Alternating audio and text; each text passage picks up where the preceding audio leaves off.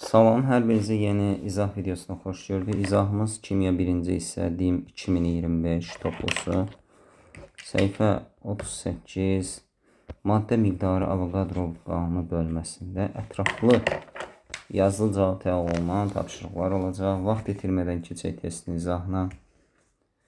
Deməli, bu belə, bu da belə. Başladıq. Birinci sualda bizə qaz qarışığı verib, SO2 və metandan ibarət qazların kütlələri AA bərabər kütlədir. Qaz qarışığının orta molyar kütləsini və qaz qarışığında metanın mol payını hesablayın deyir. Müxtəlif yolla eləyə bilərik. Qazların kütlələrin bərabər veribdir.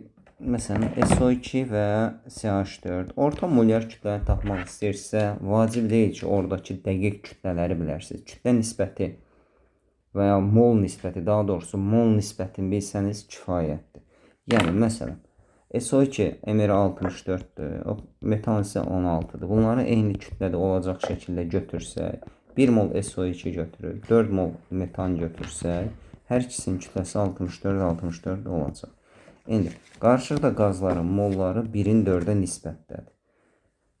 Orta molyar kütlə nə idi? M orta bərabərdir. Qarışığın kütləsini 64 üstə gəlsin 64-dür. Qarışığın mol cəminə 5-ə böləcəyik. Yəni, qaz qarışığın 1 molunun neçə qram olduğunu tapacağıq. 128 bölünsün 5. Bu da eləyəcək 25,6. İndi, məsələn, fərz eləyək ki, mən 64 götürdüm. Gəlin, bu səfər fərqli, bu A-lara görə nəsə iş görməyə çalışaq. Biraz daha çətin, eybəcər yol getməyə çalışaq. Məsələn, SO2-nin molu olacaq A bölünsün 64, metanın molu olacaq A bölünsün 16. Bu, bunların moludur. Qarışığın orta molyar kütləsini tapanda M orta bərabərdir. Qarışığın kütləsini 2A-nı böləcəyik. A böl 64 üstə gəlsin A böl 16-ya. Bu 2A durur. Aşağını 64-ə gətirsək, A üstə gəlsin. 5A eləyəcək bu. 64 yuxarı qalxacaq. Yenə də 128A bölünsün 5A olacaq. Yəni, desəz ki, A-nı niyə belə rastgələ 64 seçdik? Eyni cavaba gəlib çıxacaqsınız. Hər neysə. Və qaz qarışığında metanın mol payını hesablayın deyir. Mol payı üçün də dəqiq mollara yox, mol nisbəti olsa kifayətdir. SO2 və metanın mol payı 1-in 4-ə nisbətdə olduğu üçün metanın mol payını hesablayanda soruşulan böl ümumi vur 100. Bu da 80% metan eləyəcək. Deməli, 1-in cavabı 25,6, 2-nin də cavabı 80% olacaq. İkinci sualda 4 mol buranı silək. 4 mol bura silinməz. 4 mol amonyakın qızdırılması zamanının 20%, yəni 4-ün 20% desək, 4-ü 0,2-yə vursaq, 0,8 mol amonyak parçalanır. Alınan qaz qarışığının ümumi mol sayını və alınan azotun kütləsini qramla hesablayın. Amonyakın parçalanma reaksiyası N2, 3H2, 2NH3.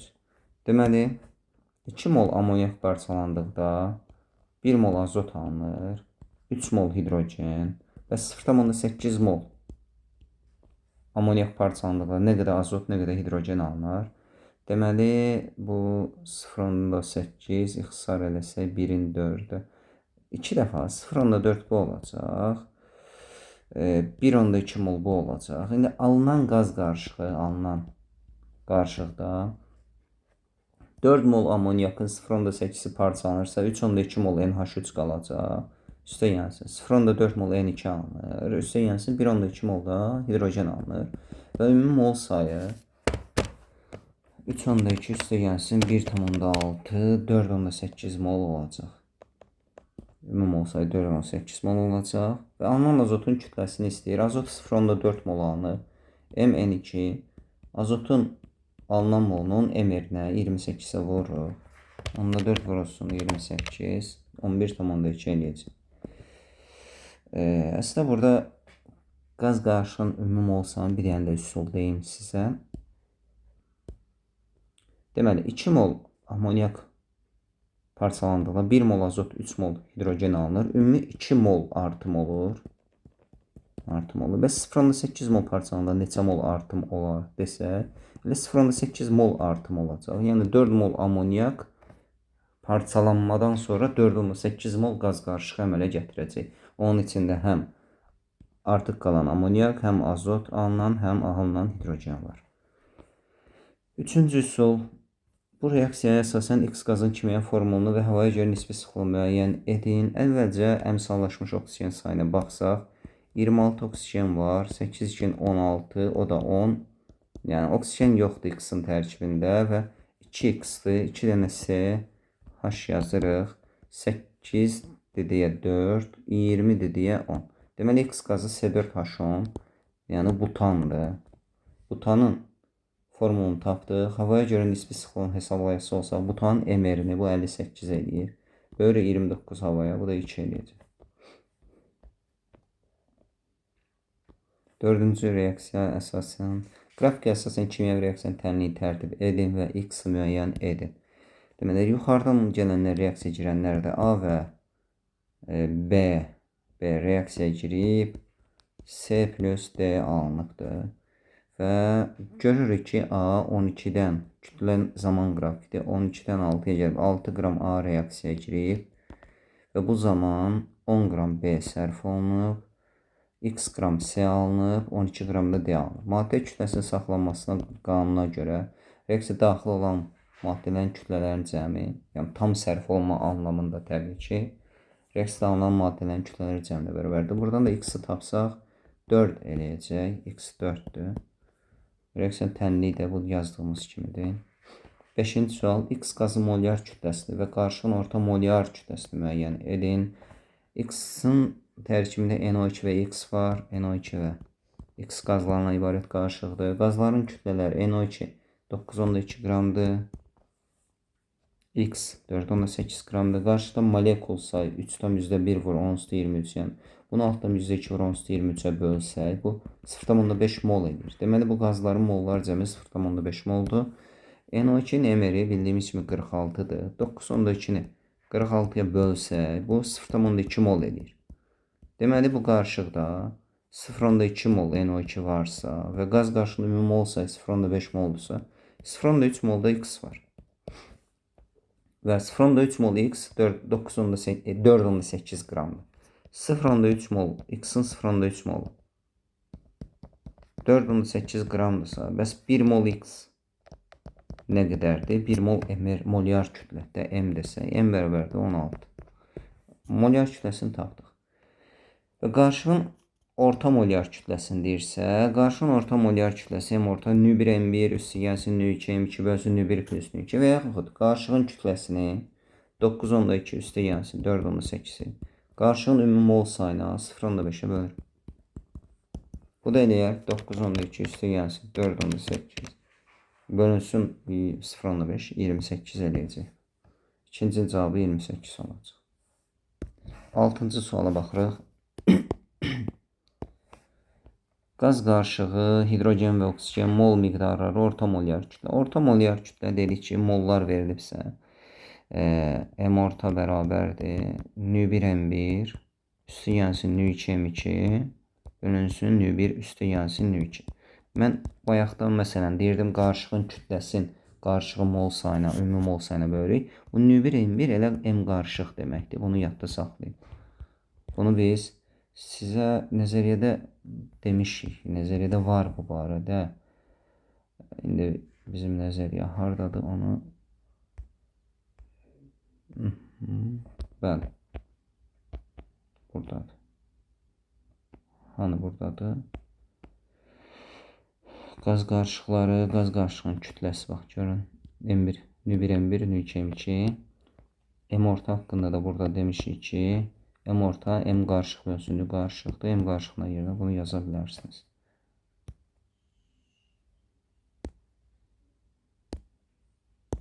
Bəli.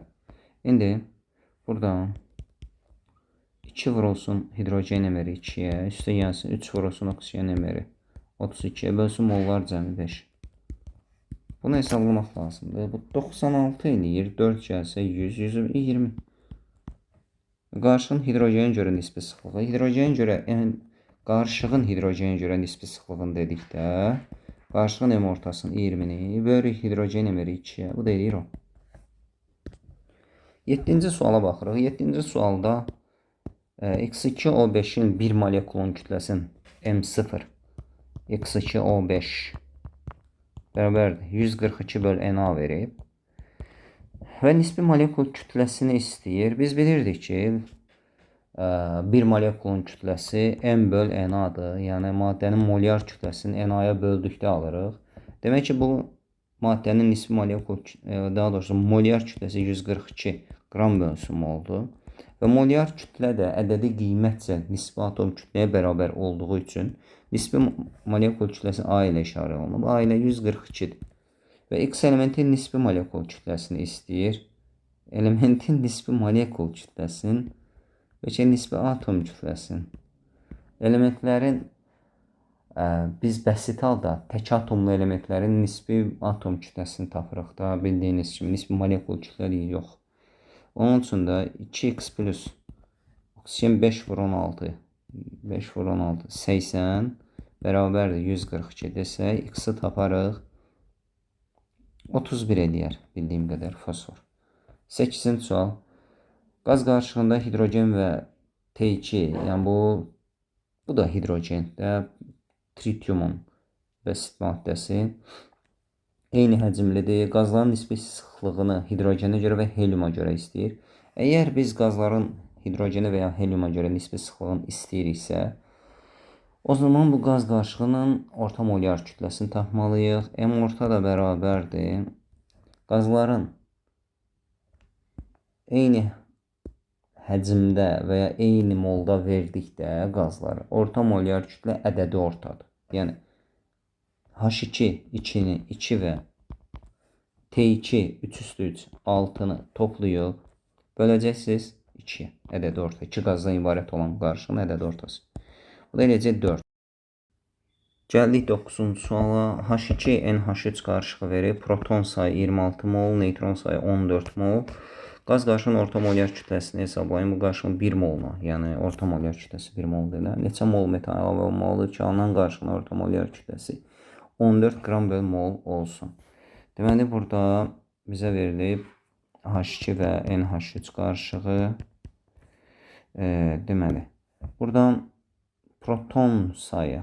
Bu qarışığın proton və neytron ayrı-ayrılıqda qazılan hər birinin bir molekuluna görə baxsaq. H protonu 1-dir. 2 proton saxlayır bir molekulda. Neytron yoxdur da. Hidrogen birisi də neytronu yoxdur. Ona görə 0. NH3 isə proton 7-dir. H da 1 olduğu üçün 7 plus 3 10. Və neytron da H-larda neytron olmadığı üçün neytron da təkcə azotun bir atomda 14/7 7 neytron var. Bu qarışığın ümumi molunu biz bilmirik. Hər bir qazın neçə mol olduğunu da bilmirik. Və buna görə də birinə A mol, birinə B mol desək, proton cəminə görə yazsam, 2A üstə gəlsin 10B, bu bizə verəcək 26 Na, yəni 26 mol. Neytron sayı da təkcə azota görə 7B, amonyakda var sadəcə olaraq. Bu da 14. Buradan B'nin 2 olduğunu tapırıq və yuxarıda yerinə qoyuruq. 20 sağa keçsə 26-dan 26 da A da bərabərdir 2, 3 olacaq. Deməli, ilkin qarşımızda 2 mol amonyak, 3 mol da hidrogen var. Orta molyar kütləni hesablasaq, M orta bərabərdir. Buradan tapıram. M orta bərabərdir. Bu birinci alır. N1M1, yəni 3 vurulsun hidrogen 2 üstü gəlsin. 2 vurulsun 17 amonyak. Bölünsün mollar cəmi 5. 3, 2, 6. 6 üstə 34, 45, 8. Demək, qarşının orta molyar kütləsi 8-dir. İndi deyir, bu qarşının 1 moluna, yəni bu 8 qrama neçə mol metan əlavə olmalı ki, alınan qarşının orta molyar kütləsi 14 qram böl mol olsun. Əlavə olunan metana x mol desək, x mol CH4 əlavə edəsək, M orta 14 bərabərdir. X mol CH4 16. 16x üstə gəlsin. Qarışıq 8 1 idi. Molu qarışığın 1 idi. 1 plus metal molu x. Bunu da hesaba qatsaq, hesablasaq 14x üstü gəlsin 14 bərabərdir. 16x üstü gəlsin 8. X-i sağa keçirsə 2x. 8-i sola 6x bərabərdir 3 olacaq. Cavab ikincinin cavabı 3 olacaq. 10-cu suala baxırıq. Zəif közərmiş çubuğu X turşusuna salıblar və bu alovlanıb. Bu qatı nitratdır. Qatı nitratın xassələrində demişdik ki, zəif közərmiş çubuq qatı nitratda alovlanırdı. İndi X maddəsi mis ilə reaksiya tənliyini yazın və əmsallaşdırın. Mis üstə gəlsin. HNO3 reaksiyasını yazsa, mis 2 nitrat, NO2 və su alınır. Əmsallar 0-dan müsbət 2-yə gəlir, müsbət 5-dən müsbət 4-ə gəlir. Azotda 1 elektron alır, 1 keçid, misdə 2 keçid. Çarpazlasaq 2, 1, mis 1. 1 əslində yazılmır. Mən sadəcə olaraq ORR işləyəndə şagirdlərə həmişə deyirəm, yazın ki, bir nora əmsal atmasınız. 2, 2-nin 4, burada 2. Bu bizim reaksiya tənliyimiz. Yazın əmsallaşdır. N mol misin X turşusu reaksiya ayrılan qazı ilə N mol mis 2 mol hidrogen sulfitdən ibarət qaz qarışının orta molekül kütləsi 38 qram bölü mol olarsa N hesablayın. N mol misdən nə qədər alınacaq? Qaz budur. Fərz eləyək ki, X mol qaz alınır. X mol qaz alınır. Və yaxud belə də deyə bilərik. N moldan 2 N mol alınır. Yəni bizim son qarşımızda 2 mol NO2 var. 2 mol NO2 və 2 mol da H2S var. Bu qarşılığın M ortası 38. Burada artıq diagonal eləyə bilər. NO2 nömrə NO2 46-dır. H2S 34-dür və M orta 38-dir. Diagonal üzrə böyükdən balacalar çıxdı. 34 38 diagonalında 8 46 çıx 38 də 8 1-in 2 1-in 2. İndi H2S 2 mol verib. 2 isə 2 moldur. Və NO2-nin də 2N mol olduğunu tapmışıq. 2N. Bu çarpaz şəkildə işləsək, 2-lər ixtisar getsə, 1 bərabərdir 2N, N də bərabərdir 0,5. Deməli, N də hesablayın deyir, N də 0,5 olacaq. 11-ci sual. X üzvü maddəsinin maddə miqdarı 0,2 moldur və bunun içində 4,8 qram karbon, 0,4 qram hidrogen və M qram oksigen var. X maddəsinin nisbi molekul kütləsi 90 olarsa. Yəni biz bunu 1 mola gətirək. Yəni 1 mola gətirəndə maddənin molyar kütləsini tapırıq ki, bu ədədi qiymətcə nisbi molekul kütləyə bərabər. 0,2 molu neçəyə vursaq 1 mola gələrək 5-ə. Deməli, burada hər şeyi 5-ə vurmalıyıq. Onda 1 mol C, bilmirəm, CX, HY, o N-də 4, 8, 4, 8 vurulsun 5. 24 qram karbon var, üstünə gəlsin. Üstə gəlsin. 2 qram hidrogen var və bilmədiyim qramda, x qramda oksigen var, fərz edək. 5M var oksigen. Bu da 90-a bərabərdir. 90 çıxılsın 26, bölünsün 5. M 12,8 imiş. X maddəsinin formulunu yazın. Bunun içində 24 qram karbon varsa və karbon da 12-dirsə 2 karbon eləyir. 2 qram hidrogen var, H da 2-dir. Oksigəndə biz tam kütləyə gətirdikdə 5 vur 12,8 64 qram eləyir. O4, C2, H2O4. Bu çox güman ki, oksalat turşusudur. Belə. C2, H2O4 də yazsa sizdən qəbul edəcək. 12-ci suala baxaq. XSO4 NH2-da 12,8% kükürt var. 36% su var. N müəyyən edin. Kükürt burada görürsünüz 32 qramdır və su da görürsünüz ki 36 qramdır. Və kükürt 32 qram kükürt bu maddənin ümumi 12,8%-ni təşkil edir. 36 N qram H2O-da maddənin 36%-ni təşkil edir. Hər ikisi eyni maddəyə aid olduğu üçün burada fərqli maddələrin altına yaza bilirəm. Burada N hesablamaq üçün hamı getdi, nə rahat. 12,8 n bərabərdir 32-dirsə, n də bərabərdir 32 bölünsün 12,8. 2,5 n 2,5 edir. X-in nisbi atom kütləsini hesablayın. Bu 2,5 mənə çox qəribə gəldi. Niyə 2,5 nədir ki? Çünki kristal hidratlarda kəsr rəqəm alışılmadıq bir şeydir. Demək 32 qram. Suya 36 yazmışam da ona görə 18 yazmalıydım suya. Burada diqqət istəyirəm. 18. Bura 18 ama 2 eləyəcək. Deməli 12,8 n bərabərdir 64 eləyəcək. N də 5 eləyəcək. Bəli, burada adi bir xırda bir diqqət istəyir. Gəl cavabı səhv alacaq.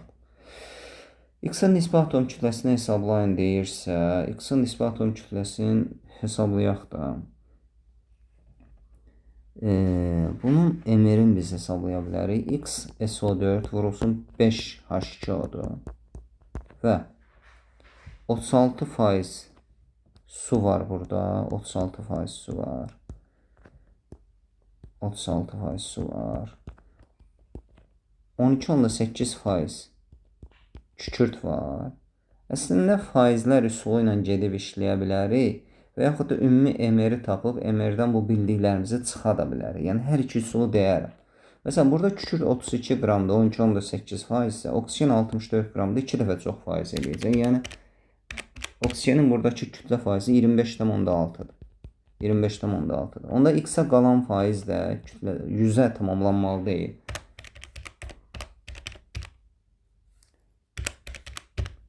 Bu da 25,6 eləyəcək. Fikir verin, X buranın bu formulun 25,6%-ni təşkil edir. Oksigen də O4 də 25,6%-ni təşkil edir. Oksigen O4 64-sə, X də təxminində 64 olmalıdır. Yəni X-in nisbi atom kütləsi 64-dür. Belə hesablaya bilərik. Digər bir yol, bu ya kükürt ya da suya görə bir tənasüb qura bilərik. Məsələn, burada görürsünüz ki, 90 qram su var və bu ümumi kristal hidratın 36%-ni təşkil edir. Kristal hidratın MR-i də yazırıq bunun altına 100%-dir. Və MR-dən də buradan cavabı tapırıq. Bir saniyə. 250 tapırıq. İndi XSO4 vur 5H2O-nun MR-i 250-dir. Burada təkcə X-i tapmalıyıq. Buradan suyun 90-ını çıxdıq.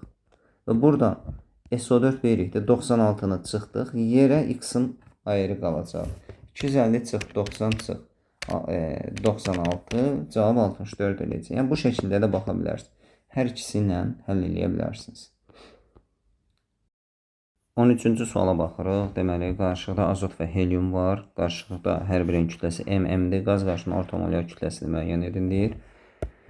Deməli, azot MR 28, heliumda 4-dür və bayaqki sualda da gördük ki, qaz qarşının orta molyar kütləsini tapmaq üçün bizə konkret mollar lazım deyil. Mol nisbəti olsa kifayətdir. Bunları eyni kütləyə gətirsəm, baxıram ki, daha rahat olan 28-ə gətirməkdir. 1 mol azot 28-dir. Heliumu da 28 qrama gətirməli olsam, 7 mol helium götürməliyəm. Deməli, 1 mol azot və 7 mol heliumdan ibarət olan bir qarışıq götürsəm, qarışıqda qazların kütlələri bərabər olar. Amma M dəqiq 28-dirmi? Xeyr. 28 olmaya da bilər, 14 ola bilər. 1 qram da ola bilər, fərqi yoxdur burada. Əsas odur, mol nisbətimiz 1,7 olanda onların kütlələri bərabərləşəcək. Əsas baxın budur. Və orta molyar kütlə içində mol nisbətinə ehtiyacımız var. Konkret mollara deyil. Konkret mollar olsa da olar, olmasa da olar. Yəni. M ortanı tapsaq, yəni X bərabər olacaq. Qazların kütlələr cəmi 56-nı, mollar cəmi 8-ə bölürük. Bu edir 56 8-ə 7 dəfə bölünər. Deyir ki, qaz qarışığında heliumun kütləsini 2 dəfə artırsaq, qarışığın orta molyar kütləsində 2 dəfə azalar. Deməli, qarışıqda azot, yəni sabit qalacaq. 1 mol azotumuz qalsın. Heliumun kütləsini 56-ya gətirsək, helium neçə mol helium 56 qram eləyər? 56-nı bölsək 4-ə 14 mol eləyir. 14 mol. Onda ikinci halda qarışığın M ortasını tapsaq, 56 üstə 80 28.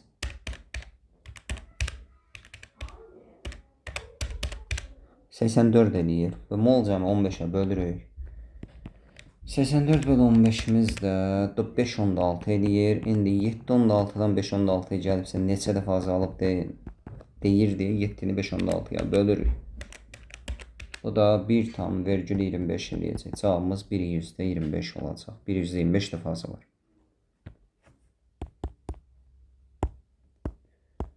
14-cü suala baxırıq. X3N2 m qram mol atom, kalsium karbonat m qram mol atom.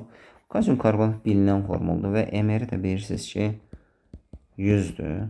İndi m qram kalsium karbonat 10 mol atom saxlayır. 10 mol atom. Yəni 10 Na 10 mol atom deməkdir. 100 qramı da kalsium karbonatda 1, 2, 3, 4, 5. 5 mol atom var. M bərabərdir 200. M hesabladıq. X-in nisbi atom kütləsini hesablayın. X3N2-də də 200 qramın da 10 mol atom varsa X plus 3X plus 28-sində də 5 mol atom var. X da buradan eləyər. Deməli 200 100 çıx 28 böl 3 24. X-in da ayarı 24 olacaq. 15-ci suala baxırıq. Hidrogen və oksigendən ibarət qarışığın kütləsi 400 qramdır. Qarışığın orta molekul kütləsi 8-dir. Qarışıqda hidrogen kütlə payını hesablayın. Bu qarışıqda neçə qram hidrogen olduğunu bilməliyik. Bu qarışığa neçə qram oksigen əlavə edildikdə guruldayıcı qaz qarışığı alınır. Onsuz da bunun içində guruldayıcı qaz qarışığı var. Tamamilə guruldayıcı qaz qarışığına çevirmək üçün neçə qram oksigen əlavə edilməlidir, onu istəyir bizdən. Burada qarışığın orta molyar kütləsi 8 qram bölü mol. Bu 1 mol qarışığa aiddir. 1 mol qarışığın kütləsi 8 qramdır. Hidrogen və oksigen bunu müxtəlif yollarla eləyə bilərik. Məsələn, A mol hidrogen desək, B mol O2 desək və yaxud da gəlin belə bir şey deyək. Əgər qarışığın 1 molu 8 qramdırsa, bəs neçə molu ümumilikdə 400 qramdır. 400 böl 8 50 mol. Deməli 50 mol burada hidrogen və oksigen qazların ikisi birlikdəsi var. İndi bir dənə də diaqonal eləyək. Hidrogen M-ləri 2-dir, oksigen 32-dir. Deməli burada M orta neçədir? 8-ə gəliblər. Deyək 6, 32-dən də 8 çıxsa 24. 4-ün 1-ə mol nisbətində. İndi 50-ni 4-ün 1-ə mol nisbətində bölsək, yəni 4x, 1x, 5x bərabərdir 50 desək, x bərabərdir 10 olacaq. Bu qarşıda 10 mol oksigen var, 40 mol hidrogen var. Və onsuz da bunun içində guruldayıcı qaz var. Yəni 40 mol hidrogen var. Bunun 20 mol hidrogeni ilə 10 mol oksigeni 2-nin 1-ə nisbətdə qarışmış kimi düşünsək, guruldayıcı qaz var. Amma tamamilə guruldayıcı qaza çevirmək üçün daha 10 mol oksigen lazımdır ki, 2-nin 1-ə nisbəti ala bilər. Bilirsiniz ki, guruldayıcı qazda hidrogen və oksigenin mol nisbətləri və ya həcm nisbəti 2-nin 1-ə olmalıdır. Demək ki, 10 mol oksigen əlavə eləməliyik. 10 mol oksigen də 10 vurulsun 32, 320 qram eləyir. Bircə saniyə. Burada hidrogen kütlə payını hesablamağı unutdum. Hidrogen kütlə payını da hesablayaq da. Buranı bir dənə təmizləyim. 40 mol hidrogen var. 40 vurulsun 2. Bölünsün qarşının ümumi kütləsi 400-ə. Vurulsun 100-ə. Bu da 1, 2 desəm, bununla bu gəlir. 20% eləyəcək. Birincinin cavabı 20%, ikincinin cavabı 320. Bu elə bil ki, hani 13-dən sonraki suallar elə 2023 toplusunun ətraflı yazısıdır. Əslində izah eləməyə bilərəm, çünki bunun izahı var mənim kanalımda. Sadəcə bir videoda olsun deyə bunun da izahını eləyəcəm. 16. Cədvəli tamamlayın. Artır, azalır, dəyişmə ifadələri. Qarışığa azot əlavə edilən zaman orta molekül kütlənin dəyişməsi. Deməli, burada əgər qazların hər birinin qarışığı n mol, eyni moldadırsa, bu qarışıqların m ortasını tapmalıyıq. M orta ədədi ortadır. Qazları eyni molda qarışdırsaq, m ortaları ədədi orta olur. Və ədədi ortaların bir-bir tapıb bura yazsam, 44 budur, 32 budur, 44 üstə. Elə bir 22 üstə 16 gəlməliyəm. Bu 38 eləyir m ortası. SH4 28-dir. CO da bu elə 28 eləyəcək. Qarşıdan qazılan MR-ləri eynidir. 26 və 28 elə bil ki 13 üstə 14 gəlməliyəm. 27. 40 üstə 16, 20 üstə 8 gəlməliyəm. 28. Qarşı azot əlavə. Azot özü 28-dir. 38-ə 28 əlavə etsək, m ortanı azaldar. Çünki əlavə elədiyim daha kiçikdir, azalır. 28-ə 28 əlavə eləsəm dəyişmir, no yazıram. 27-28 əlavə eləsəm, əlavə elədiyim böyükdür, artar. Və 28 yenə no dəyişmir. 17-ci sual. M qram SH4 M litrdir. Normal şəraitdə M qram da 4,48 litrdir. Bunlar onsuz da MR-ləri eynidir. Bunların eyni kütlələri eyni həcm tutacaq. Niyə? Çünki MR-ləri eynidir. Başqa qazlarda MR fərqli olanlarda bunu deyə bilmər ya. Çünki hər ikisinin MR 28 olduğu üçün eyni molları eyni kütlə verəcək. Eyni molları eyni kütlə verdiyi üçün eyni şəraitdə həcmləri də eyni olacaq. Molekul sayları da eyni olacaq. Atom sayları isə fərqli olur. Çünki bir mollarında fərqli sayda atom saxlayılır. Yəni elə n də 4,8 litrdir. 44,48 litrdir. M-dəki M-i hesablasaq, birinə görə hesablaya bilərik. 448 litr, normal şəraitdə 4,48 litr. 22,4-ə bölsək, 0,2 mol. 0,2 mol azot, yəni N2. Vursaq bunun MR-nə, 0,2-ni 28-ə vursaq, 5,6 qram eləyər. M-dir 5,6. Deməli, M 5,6, M də 4,48. 18-ci sualda qarışığın tərkibi SH4, SH6 qarışığın kütləsi bu qədər qarışıqdakı molekulanın ümumi sayı 0,5 Na, yəni molu da 0,5 mol. M ortanı istəyir. M orta bayaq da ifadə elədiyimiz kimi qarışığın kütləsini qarışığın mol cəminə bölmək deməkdir. 14,4 bölünsün 0,5, yəni 28,8 və yaxud qarışığın 0,5 mol 10,4 isə 1 molun neçə qramdır. Yəni qarışığın M ortası 1 molunun kütləsi tapılmasıdır. X elədi 28,8. Qaz qarışığında etilen həcm payını hesablayın. İndi bu 14,4 qramın, daha doğrusu bu 0,5 molun nə qədər etilendə onu hesablamalıyıq. Burada ən rahat üsul diaqonaldır. Biz qarışığın artıq M ortasını bilirik. M ortaya görə qarışan qazları alt-alta yazıb 28,8-ə gətirəcəyik. Və diaqonal üzrə çıxsaq bu 0,8 eləyir. O tutsuq 28,8, bu 1,2 eləyir. Deməli bu 3-ün 2-yə nisbətdə qarışıqlar qazlar. Etilen həcm payını istəyir. Həqiqi mollarına da gətirə bilərik. Yəni qaz qarışığında etilen və etanın molları 3/2 nisbətdədir. Ümumi molda 0,5 isə deməli 0,3 mol etilen və 0,2 mol etan var. Amma buna heç ehtiyac da yoxdur. Bunu eləməyə də bilərik. Çünki bu elə mol nisbəti, bu mol nisbətidir. Həcm payın, kütlə payın və yaxud da orta molyar kütləni tapmaq üçün nisbətləri bilsək kifayətdir. Hidroetilen deyir SH4-dür. Yəni 0,3 soruşulanın ümumiyə nisbət 3/5 vur 100 eləyə bilərik. 60% və yaxud siz 0,3/0,5 vur 100 eləyə bilərsiniz. Yəni 60% eləyəcək. Deməli 19-cu sualda qapalı qabda eyni mol miqdarını, bu neçədən sualdır? 22-dən. Qapalı qabda eyni mol miqdarda götürülmüş CO və O2 qazları arasında reaksiya baş verir. CO2 alınır. Biri tam reaksiya daxil olur. İndi 2, 1, 2. Bunları eyni molda götürsək, çox sərf olunan tam sərf olunardı. Yəni, məsələn, sərf olunanların böyüyü ilə götürün. Həmişə eyni mol deyəndə, amma hansı mol deyəndə böyüyü ilə götürün. Yəni 2 mol götürsək, biz görürük ki, CO hər 2 mol CO ilə 1 mol oksigen girirsə, hərəsindən 2 mol götürsək, 2 mol CO yenə 1 mol oksigeni reaksiya salacaq. Oksigenin 1 molu artıq qalacaq. 1 mol oksigen artıq qalacaq. Və 1 mol oksigende artıq qalan 1 mol oksigende götürülən ilkin 2 mol götürdüyüm oksigenin 50%'dir, yarısıdır. Bir digər qazın neçə faizin artıq qaldığını hesablayın, 50%.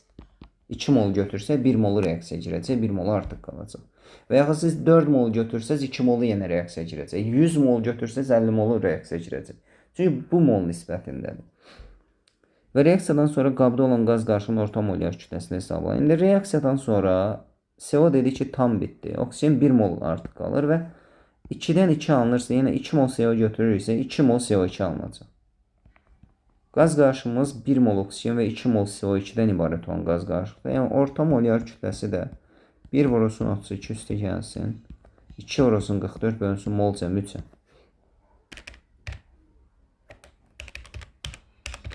Bu da 40 eləyəcək. Gəldi 20-ci suala. Deməli, YO2 və XO-nun A mollarının kütləsi 5.6, 6.4 verib. X çıx Y 8 olduğunu bilərək A və XY-in MR XY hesablayın. Deməli, burada. Bunun MR-nə biz Y plus 32, bunun MR-nə X plus 16 yaza bilərik. Və həmçinin burada biz görürük ki, bunların kütlə fərqi 0.8-dir.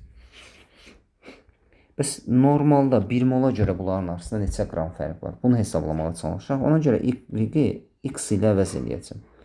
X çıx Y 8 olduğuna görə Y bərabərdir X çıx 8-dir. Və burada qoysam X çıx 8 üstə gəl 32 mənə verər X üstə gəl 24. Bu onsuz da X plus 16'dır. Və normalda bunların 1 molları arasında 24 çıx 16 X arasında çıxsaq, yəni 8 qram fərq verir. Yəni bu qazların hərəsini 1 mol götürsək, bunların arasında kütləcə 8 qram fərq var. Bəs neçə mol götürülüb ki, kütlələr arasında 0.8 qram fərq var. A da bərabərdə 0.1 mol. Demək, A-nın qiyməti 0.1 moldur. Və MR XY hesablayın deyirsə, bunu da hesablayaq. Biz tapdıq ki, bunların MR bu 0.1 mol imiş. Yəni 0.1 mol XO 5.6 qramdır. 0.1 mol YO2 6.4 qramdır. Deməli 1 molları uyğun olaraq 56 və 64 olacaq. Yəni X plus 16 56, X buradan çıxır 40, Y üstə gəl 32 64, Y də buradan çıxır 32. Və XY-in MR-ini istəyirsə, bu da XY deməli idim. Nə oldu buna? Bəyə getdi. 40 plus 32 72 eləyəcək. 21. Qələvi metal. Qələvi metal bilirik ki, 1A-da yerləşən bir metaldır. Bunun oksidi metal 2O, hidridi metal H olur.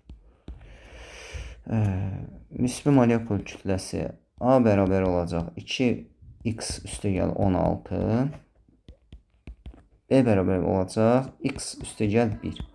Və deyir ki, A böl B nisbəti 2,35'dir. Yəni 2x plus 16-nı, 2x plus 16-nı x plus 1'ə bölsək 2,35 alarıq. Bunu hesablayaq, bunu həll eləyək. 2,35 x üstə gəlsin 2,35. Deməli, x sağa keçirsəm 0,35 x bərabərdir 16 çıxılsın 2,35 13,65 x də bərabərdir 39. Deməli bunun ayarı 39 imiş. Bu qələmi metalın peroksidi metal 2O2 olacaq. Hidroksidi metal OH olacaq. Yəni metal 2O2 39'dur deyə 78 üstə 32 110 birinci cavabı. 39 üstə gəlsin 19, bu da 56 eləyəcək. Və nəhayət sonuncu suala gəldik.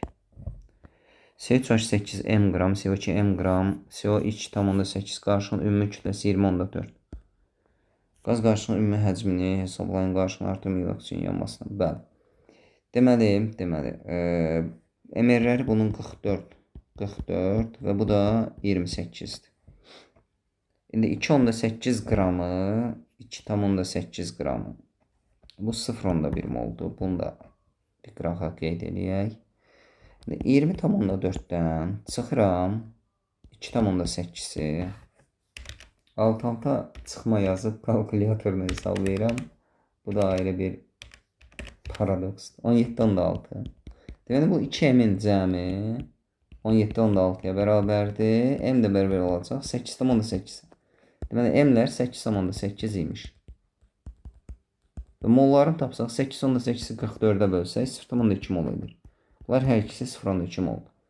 Qaz qarşının ümumi həcmini normal şəraitdə hesablasaq, ümumi 0,2,0,1 0,5 moldur. Bunu da 22,4-ə vursaq 11,2-dir. Qarşının artım miqdarı oksigende yanmasından sonra qabda neçə mol CO2 olar? 0,2 mol C3H8 yansa, bu tam yandırıb, yəni oksigen su mənə vacib deyil. Karbona baxıram. 0,6 mol CO2 buradan yaranır. 0,2 mol CO2 yanmayaraq yenə də 0,2 mol CO2 şəklində artıq qalacaq. Yəni son qarışıqda olacaq. 0,1 mol CO-dan da karbona görə yenə 0,1 mol CO2 yaranacaq. Onda qabda ümumilikdə tam artıq miqdarda oksigende yanırsa tam yanmış olacaqlar və cəmi də 0,9 mol CO2 olmuş olacaq. Bu da son sualın izahı. Bu qədər. Sağ ol.